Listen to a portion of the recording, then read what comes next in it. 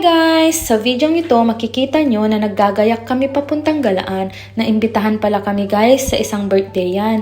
Birthday ng anak ng aking kumare na si Botchog. Si Botchog pala kamakailan lang, ang lit-lit pa pero napaka-cute. Ngayon, binata na siya. 7 years old na siya guys. So ngayon nga, napagdesisyonan namin na isama tong si Loopy Girl. Pero bago yan, nagtanong muna kami sa organizer ng event kung pwede nga siyang isama. Sabi naman ng kumare ko, pwede daw. Kaya yun, binihisan na namin dali at excited tong batang ito kasi ngayon lang siya lalabas. So inayos nga namin tong bag at yan si daddy, hindi naman yan sasama sa amin pero excited siyang ihatid kami sa taxi stand daw para makakuha kami ng taxi para sa batang ito. At alam nyo pala guys, dito pala sa UAE bawal ang mga aso o kahit anong pet sa taxi. So ayun nga, pumasok na kami sa elevator niyan at napaka-cute naman ng batang ito, ang tahimik. So palabas na kami ng building at hahanap na nga ng taxi. So ayan nga, si daddy excited na siya. Parang siya pa yung excited na magdala dun sa bag ni Loopy. Hindi naman siya sasama sa birthday, diba? So ayan nga, pinagbigyan na lang namin siya. Sa wakas, nakarating din kami sa function hall. So Pokemon team ang birthday ni Botchog. So ayan nga, giliw na giliw agad si Ate Ann kay baby Loopy. Kinuha niya agad at aliw na aliw kasi napakatahimik daw. At buti na lang guys, naabutan namin ang pagkanta ng happy birthday at nakisali din si Loopy. Ayan, may sarili din siyang upuan. Bait-bait naman ng batang yan. So, kailangan niyang makisali sa pagkanta. Kailangan kumanta ka, Loopy Girl. Go! Happy birthday to you. Happy birthday to you. Happy birthday, happy birthday. Happy birthday, Kuya Botchog. Thank you pala, Botchog, sa pag-imbita sa akin. Nakikisama lang po ako.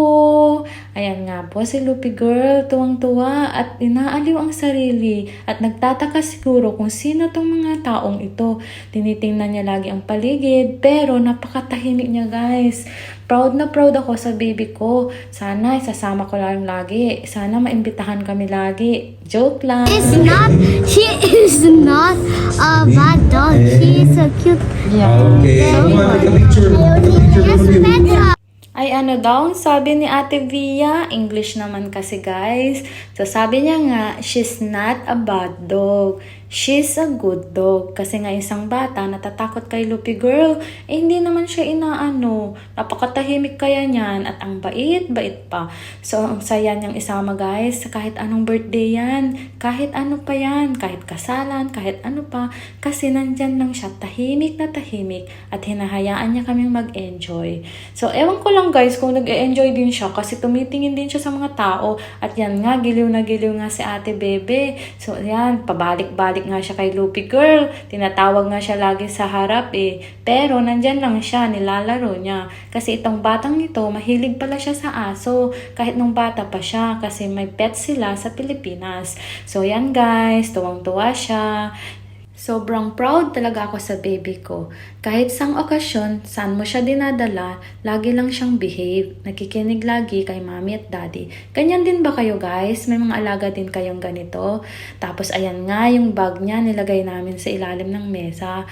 Kasi sa gabal. Ayan nga guys. Tapos yung mga gamit niya nasa ilalim din ng upuan. So si Bebe, bumalik na naman. Ayan, tuwang-tuwa na naman siya.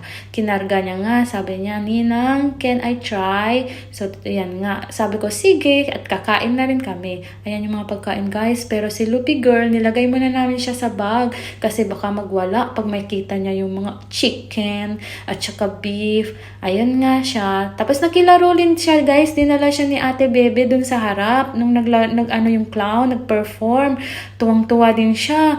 Pero natatakot ako guys kasi meron yung clown na ilalabas ng mga ibon o kahit ano at tinitingnan niya nga guys yung mga ganun, yung mga hayop na lumilipad. Parang gusto niyang dakmain. Tapos ito nga, ayun na nga, ayun ko makikita niya yung kalapati. Kaya natatakot ako na baka si Loopy biglang magwala at gusto niyang habulin. Kaya ang ginawa namin, pinaharap namin siya sa likod. Ayun, habang inaaliw siya ni Ate Bebe kasi yun nga, baka dakmain. Masira pa yung pag-perform ng clown. Kaya yun inaaliw na lang ni Ate Via. Tinuruan pala namin guys si Ate Via paano kargahin si Loopy. Kasi yan yung favorite niya kung paano siya kargahin. Parang bata lang. Ay, naku Lupi, nakakagigil ka. So, pictorial time. Syempre kasama ang baby Lupi namin. Nangunguna siya sa harap. Kinuha siya ni Ate Via. Tuwang-tuwa yung mga ibang bata. Pero guys, puro English speaking yung mga batang yan. So, sabi nila, can I take it? Puro ang sagot ko na lang, no. Kasi hindi ko alam isasagot ko guys, English speaking. So, ayan nga guys, yung kapatid ko at ako, nakauwi na rin kami. Kasama ang baby Lupi na yan. Ewan ko lang guys kung na-stress si Lupi. Kasi parang gusto na naman niyang bumalik dun sa event. Nakulangan yata siya guys. Kasi gagalaw-galaw na siya sa loob. Tapos yun nga, kumatok na kami kay daddy. Kasi sarado ang pinto.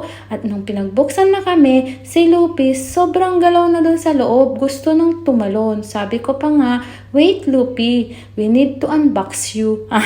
English ba yan? Ayun nga, so lumabas na siya at tatalon-talon. So yun guys, ito lang po ang kwento ni Lupi Girl ngayon. Ngayong araw na to, naki-birthday si Lupi Girl.